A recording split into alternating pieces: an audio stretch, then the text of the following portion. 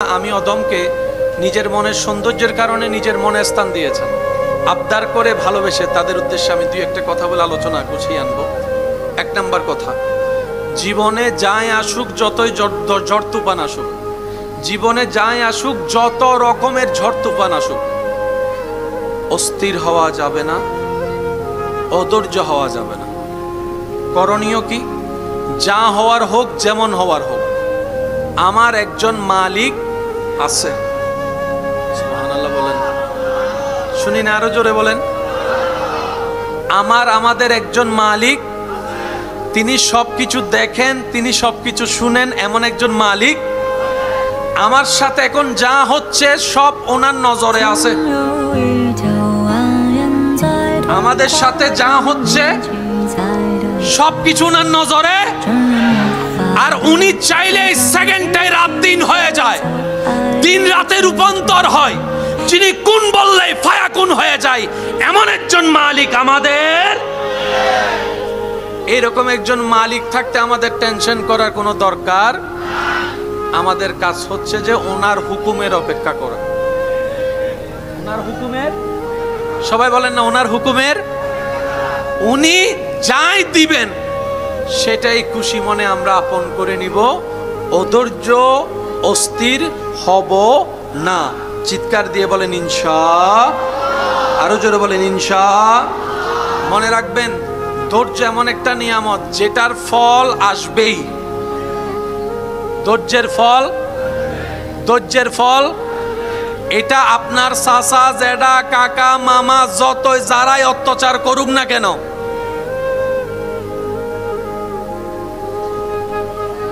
কথা বলেন না, শুধু তাকায় থাকবেন রবের রহমতের দিকে। বিশ্বাস করেন ভাই, আপনার জন্য পৃথিবীর সবাই যদি দরজা বন্ধ করে দেয়, 100টা দরজা যদি বন্ধ হয়, রাস্তা বন্ধ হয়, লিখে রাখেন 1000টা দরজা রাস্তা আপনার আল্লাহ আপনার জন্য খুলে দিবেই। আমি আপনার এলাকা সম্পর্কে তেমন ভালো জানি না, সবাইকে আমি চিনি না, তবে আমি বলছি আপনারা একটু মিলাই দেখেন। এই এলাকায় এমনও কিছু বর্তমানে দনওয়ালা মানুষ আছে যারা একসময় বাতের বাতও পায় নাই, মনে হয় নাই। এই এলাকায় এমনও কিছু মানুষ আছে যাদের আন্ডারে শত শত মানুষ চাকরি করে, কিন্তু এক সময় উনি নিজে চাকরি করছে 20 টাকা, 30 টাকা, 40 টাকার বেতনে। আর একটু আওয়াজ দিয়ে বলেন আছে, আরো জোরে বলেন আছে। এই এলাকায় এমনও অনেক মানুষ আছে যারা টাকায় অনেকে পড়ালেখা করে, কিন্তু সে নিজে জীবনে পড়ালেখা করার তেমন কোনো সুযোগ আছে না। আল্লাহ কাউকে মাহরুম করে না, সবাইকে দেয়, কিন্তু দেওয়ার একটা সময়, ওই সময় যেটা সেটা আসা পর্যন্ত অপেক্ষা করার নাম হচ্ছে ধৈর্য। এবার কোরআন কি বলছেন দেখেন, ইন্নাল্লাহা মাআস সাবিরিন। বান্দা জেনে রেখো, মনে রেখো, আমি সবরকারীর সাথেই আছি। সুবহানাল্লাহ একটু বলি, যদি শব্দের গভীরতার সৌন্দর্য একটু খেয়াল করি, রব বলে যে ধৈর্য যেই ধরুক আমি তার সাথে আছি। আচ্ছা, আমি আপনাদেরকে, এটা একটু কন্ট্রোভার্সি হয়ে যাবে কিন্তু বুঝার জন্য বলি। একজন নেককার মানুষ আরেকজন গুনাহগার মানুষ, কয়জন? আল্লাহর প্রিয়কে গুনাহগার না নেককার? কিন্তু কখনো যদি ওই নেককার মানুষ গুনাহগারের উপর জুলুম করে, তখন আল্লাহ কার সাথে? নেককারের সাথে নাকি গুনাহগারের সাথে? জোরে বলেন, আরো জোরে বলেন না, কার সাথে? যদি নেককার কখনো গুনাহগারের উপর জুলুম করে, রব বলে যে আমি আজকে নেককারের সাথে নাই, আমি গুনাহগারের সাথে। কারণ মজলুম যেখানে, আমি রবের রহমতও সেইখানে। বলেন না সুবহান। সেজন্য যারা আপনাদেরকে কষ্ট দিচ্ছে তারা আপনাদের উপকার করছে। 1 নম্বর উপকার, আপনাদের গুনাহ মাফ করাই দিচ্ছে। সুবহানাল্লাহ, আমি শুনি নাই তো। যারা আপনাদেরকে কষ্ট দিচ্ছে তারা আপনাদের গুনাহ মাফ করাই দিচ্ছে। 2 নম্বর, যারা আপনাদেরকে কষ্ট দিচ্ছে তারা আপনাদেরকে হাসরের আযাব থেকে বাঁচাই দিচ্ছে। তৃতীয় নম্বর, যারা আপনাদেরকে কষ্ট দিচ্ছে তারা আপনাদেরকে সওয়াব দিয়ে আপনাদের গুনাহগুলা নিজের কাঁধে নিয়ে নিচ্ছে।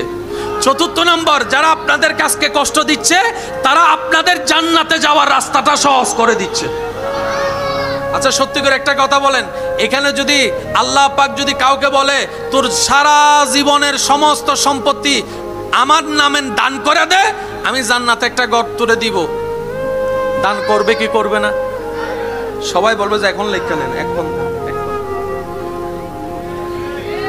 সিস্টেম আছে না, সিস্টেম আছে না, ঠিক কি সিস্টেমটা আল্লাহ এখানে করে। এখানে অনেকের বাচ্চা মারা গেছে, আছে না?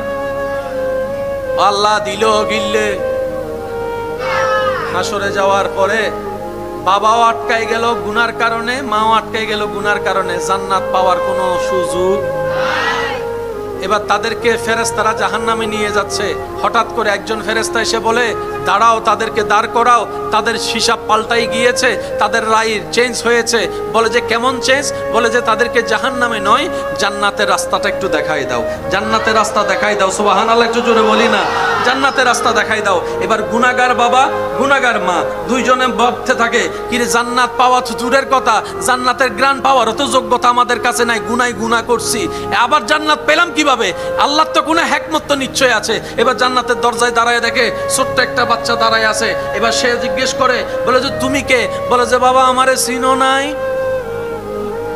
আমাকে চিনো নাই। সুবহানাল্লাহ, আওয়াজ আসতেছে না? আমাকে চিনো নাই?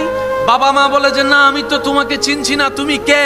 বলে যে আমি তোমার সেই সন্তান যে কোলে থাকা অবস্থায় আল্লাহ দুনিয়ার থেকে নিয়ে এসেছিল, তোমাদেরকে কিছুটা কষ্ট দিয়েছিল, আজকে তোমাদেরকে জান্নাতে যাওয়ার জন্য আমাকে মাসুম অবস্থায় আল্লাহ দুনিয়ার থেকে নিয়ে আসছে।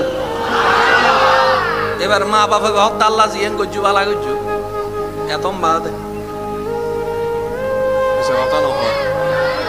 এতন বাদ আইরে মা বাবা হত্যা জিয়ান গজ্জু যদি এবারে নয়নতেই তো গুনাহগার হইতো আরও জেন্ডে ইয়া ইতেরে গুনাহ করিবার আগে দুনিয়া তুলে এসো আজ ইতে নিষ্পাপ ওই বাচ্চাই বা মা বাবা হলো সুপারিশ করছি। সেজন্য যাদের বাচ্চা মারা গিয়েছে আফসোস করেন না, যার মাল উনি নিছে আর উনি বুঝে শুনেই নিছে। একটু বলেন না রে ভাই, সম্পত্তি দিছে কে? আবার নিয়ে যাচ্ছে কে? মালিকের যা মন চায় তা করবে, আপনি আমি বলার কে? যারা বলে তারা বান্দা নয়, আর যারা মওলার খুশির উপর খুশি থাকে তারাই হচ্ছে খাস বান্দা, যার বাস্তব প্রমাণ কারবালার ময়দানে ইমাম আলী মাকাম ইমাম হুসাইন দিয়ে গিয়েছেন। সুবহানাল্লাহ।